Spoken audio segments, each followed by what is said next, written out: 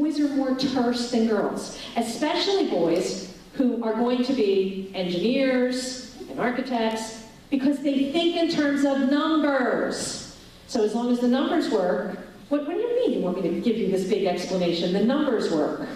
Who else does it hurt? It hurts ESL students. Kids for whom English is a second language, who might in fact have gotten all the math correctly, but they don't really communicate very well in English, so they can't write about it. It hurts students with learning disabilities. You know, it's kind of funny, learning disabilities, especially ones that involve dyslexia or autism or some of the specific kinds of disabilities, often affect language more than they affect numbers. And so the children can do the math, but they can't write about it because the letters like flip in their heads, they get them backwards, they get very frustrated. So they're going to get a lower math score, not a writing score. And it affects kids from lower socioeconomic backgrounds who don't communicate as well in standard English anyway. Well, why does that matter?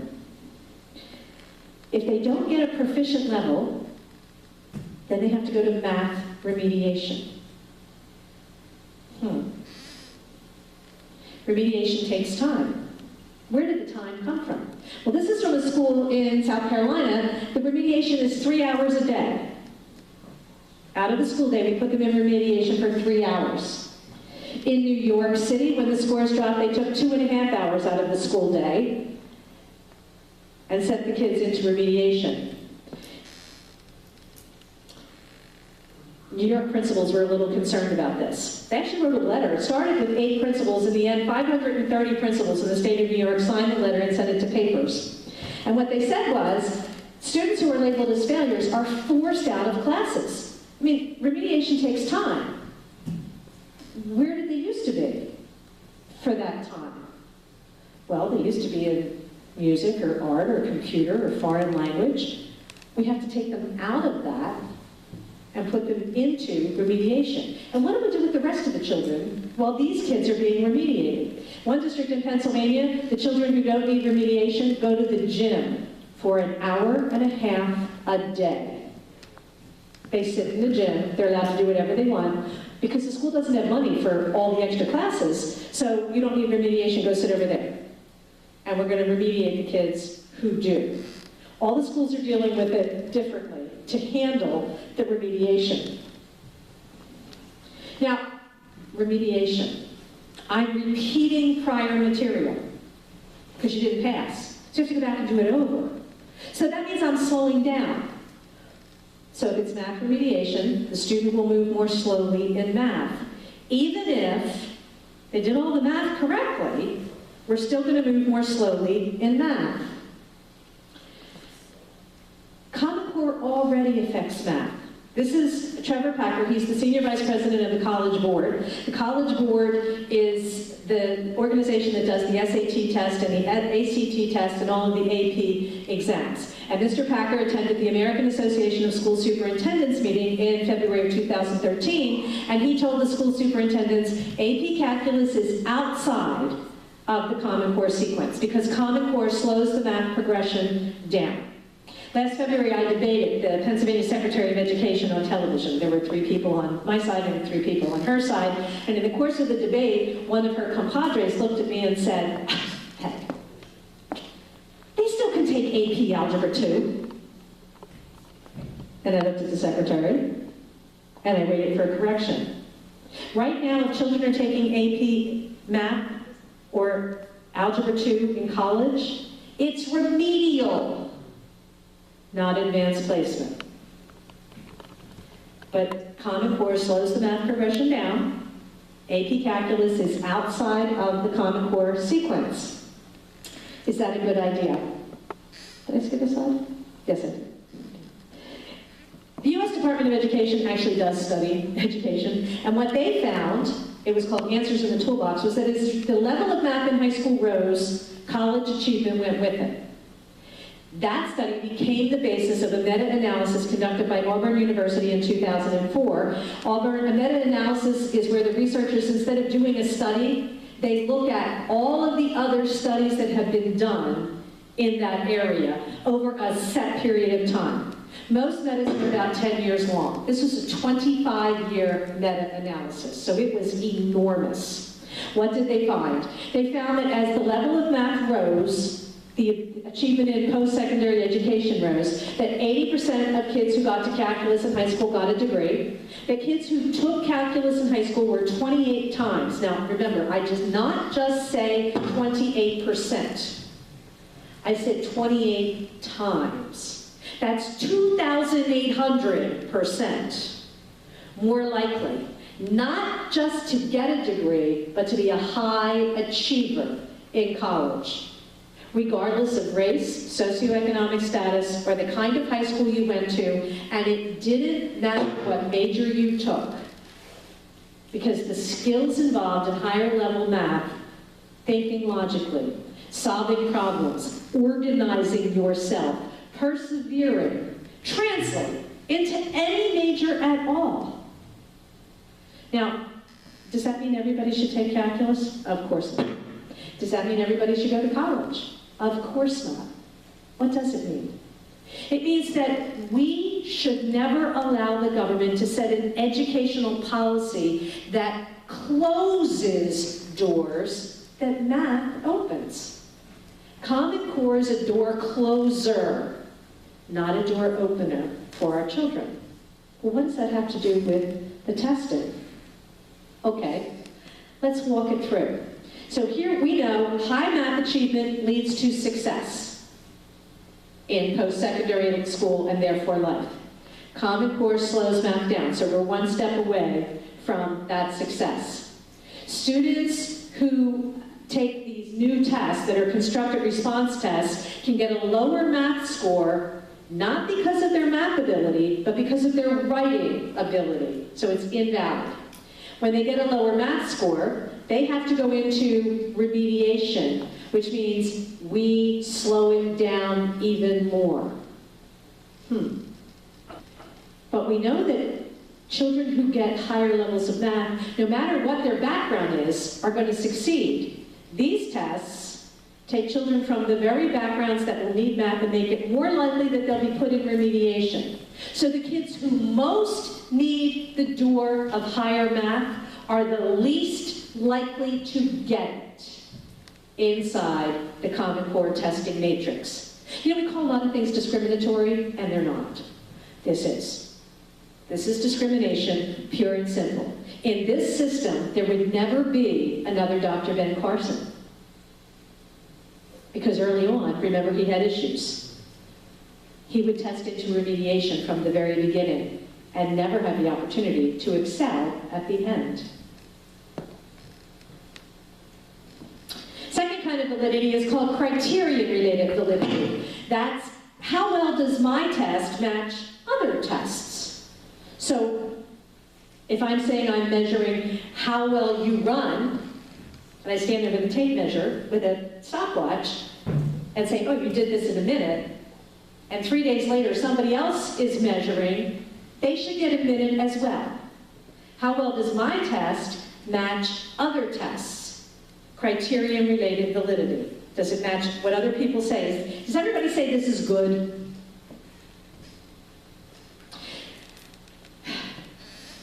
No Child Left Behind said every child, every state had to set content standards and achievement standards that would be applicable to all the public school students in the state. The state could put the standards wherever they wanted, but everybody had to meet them. What happens when you attempt to mandate achievement and then force people to live up to that mandate? Stand up.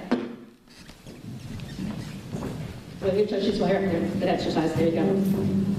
Okay, this is vocal performance. When you can meet my standard, you can sit down, but you cannot sit down until you meet my standard. Are you ready? Ready. Luciano Pavarotti. Anybody who can sing like Pavarotti can sit down. Soloist with the New York Metropolitan Opera. Actually, I had to sit down last week. Chorus member with the New York Met. Soloist with the Regional Symphony. Chorus member with the Regional Symphony. Soloist with the church choir. Sings in the church choir. Sings in the shower and enjoys it. Can't carry a tune in a bucket. Can't find the bucket. Okay, I am a teacher in a classroom. Well, let's start. I'm a state. I must set a standard, and I must prove to the federal government that 100% of the students met the standard, because No Child Left Behind came with a 100% proficiency mandate. Where am I going to set that standard in vocal performance? Well, where did most of you sit down? At Sings in the Shower and enjoys it. I'm the teacher in the classroom. There is no reward for me for any child to go one step beyond that standard. But there are significant punishments if every child doesn't meet the standard. No Child Left Behind, in its 100% proficiency mandates, said that if schools didn't meet it, the federal government could come in and close the school and send the children out to all the surrounding public schools. The lowest level was that the principal and 1/2 of the teachers in the school would be fired and replaced for schools that didn't meet the 100% proficiency. That sounds a little extreme, don't you think? So people didn't really want to have that punishment. So where are we going to put the standard? Well, where did you all sit down? At Sings in the Shower. I'm the teacher now. I'm responsible, if I want to keep my job or my license, to make sure everybody gets to Sings in the Shower. Where am I going to spend all my time? With the children who can barely sing in the shower, and with Mr. and Mrs. can't carry a tune in a bucket. What about Mr. can't find the bucket back there? I'm going to ignore him, because I know he'll never get to Sings in the Shower and enjoys it, so I'm going to cut my losses. And in fact, that's what the research shows. The idea that we can standardize children is not a new idea. Remember, it's been mandated since 1994. So there have been years and years of study on what happens in classrooms when we force teachers to meet a standard. The teachers skip the kids at the very bottom because they're cutting their losses. I want the most kids that are possible to get to that minimum standard. So if I know Mr. can't find the bucket over there, we'll never get there, I'm going to ignore him to focus on the children immediately above and immediately below the standard. And in fact, the achievement gap is widening. It's widening right here in Massachusetts. It's widening in New York. It's widening in Tennessee. It's widening everywhere. What about the child for whom the standard should have been Pavarotti? You know, it's funny, we always laugh when we do this presentation. Everybody really enjoys it. Of my 6 children, one of my sons is, in fact, an opera singer. So for him, the standard should never have been Sings in the Shower and enjoys it. For him, the standard needed to be Pavarotti. But see, as soon as he walked into the classroom, he could already sing in the shower and enjoy it. You know, when he was little, and they did these little classroom concerts, and he would walk in, he was 7, he walked in with a hat and a cane, and he was singing in the rain. And the class was so enthralled that they were like, could he just do it again? So nobody else has to sing, we'll just let him do it again. So obviously he could sing in the shower and enjoys it, which means in this system, he will show up as a success. And in this system, the teacher will ignore him, because he was a success the day he walked in the front door. There is no reward for going beyond the standard. We just have to have everybody meet it. So we ignore him. And the research shows that as well, that children at the top are ignored. So the standard moves down, and then education moves down to the standard. Is that a surprise? No. In the 1980s, the U.S. Department of Education, Congress actually commissioned the U.S. Department of Education to conduct a study on the status of education in America and what needed to be done. And the result of that commission was called A Nation at Risk. It was a document published under the auspices of the US DOE. It was the subject of much discussion through the 80s. And in that document, they said this whole idea of minimum competency is wrong. Because they said the minimum becomes the maximum, and then education for everyone goes down. So we knew that in 1983. But in 1994, Goals 2000 said we have to set these standards, and everyone has to meet them. And it was going to raise achievement, and it was going to hold everybody accountable. The states could set the standards wherever they wanted, and everybody was going to meet them. This is a document from 2008. It's from the National Center for Education Statistics. You see the colored bars in the back. The brown bar at the top is where the National Assessment for Educational Progress says achievement needs to be in order for a child to be considered proficient. The blue, dark blue in the middle is where the National Assessment says achievement needs to be for children to be what's called basic. That would be a D. You sort of get it, maybe a 65%, you know, something, but you're not really ready to go. And everything at the bottom is below basic. You failed. The little red flags are where every state set their definition for proficient. Do you see any little red flags in the brown section? Neither do I. Now, to be fair, the top little red flag is Massachusetts. You were the first of the states. You didn't set proficient where the National Assessment put proficient either. You were better than everybody else, but you weren't on target. You weren't on target. You lowered the standard too. How did that happen? This is your MCAS from spring 2013 scoring. In grade 4, your test results said that 53% of your children were proficient in reading. When those same children in the same year took the National Assessment in reading, the National Assessment said 48% of them were proficient. That is not a terrible difference, because there's a margin of error in the test and the numbers are rounded. So 4th grade, you were pretty close. In 8th grade, your state test said 78% of your 8th graders were proficient. In that same year, when those same children took the National Assessment in reading, which should be exactly the same, the National Assessment showed that 48% of them were proficient. That's a difference of 30 percentage points. That's a big deal. Now, are other states worse? Yeah. Does that mean that's good? No, it's not.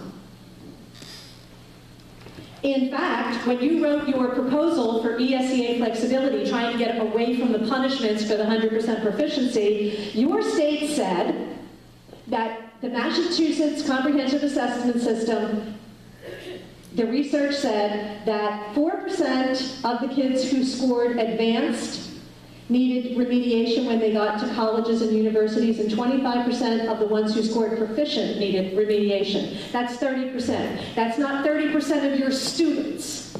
That's 30% of the students who got a score of proficient or above on your state assessment, got to college, and couldn't do it. Well, if you were proficient, wouldn't that imply that you didn't need remediation? But in fact, you did. You did.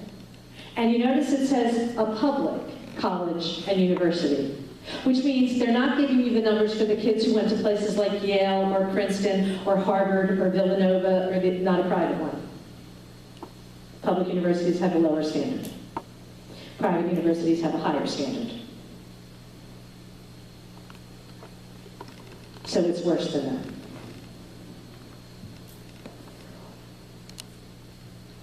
When you attempt to mandate achievement and then make people have to meet that bar, achievement goes down.